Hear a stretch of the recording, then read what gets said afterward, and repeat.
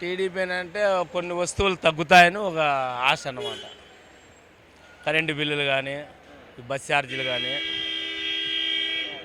అవన్నీ పెరిగినాయి దానివల్ల.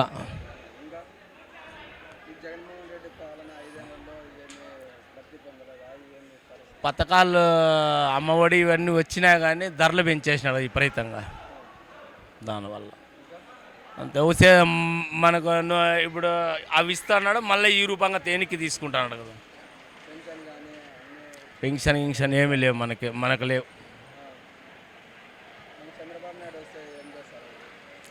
చంద్రబాబు నాయుడు వస్తే ఇప్పుడు ఉచిత బస్సు ప్రయాణం పెట్టినాడు, 3 సిలిండర్లు పెట్టినాడు.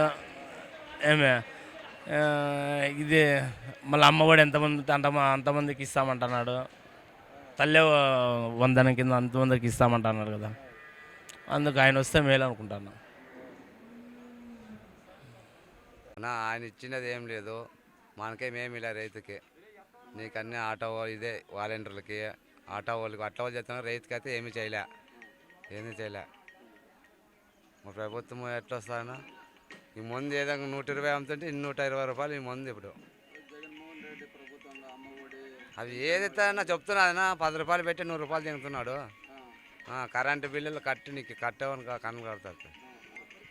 కరెంటే ఇప్పుడు రైతుకి అనేది ఉచితంగా ఇస్తుంది ప్రభుత్వము, తెలుగుదేశం ప్రభుత్వంలో. ఇప్పుడు బిల్లు ఎత్తున్నాడు, ఇండ్ల బిల్లు కరెంటు ఇండ్లకి పెంచినాడు. ఇంకేదన్నా ఇచ్చేది. సమస్య లేని ఇల్లు ఉండదు, పరిష్కారం లేని సమస్య ఉండదు. బంధాలు గొప్పవి, బాధలు చిన్నవి. మీ సమస్యని మేము పరిష్కరిస్తాం. రండి మాట్లాడుకుందాం.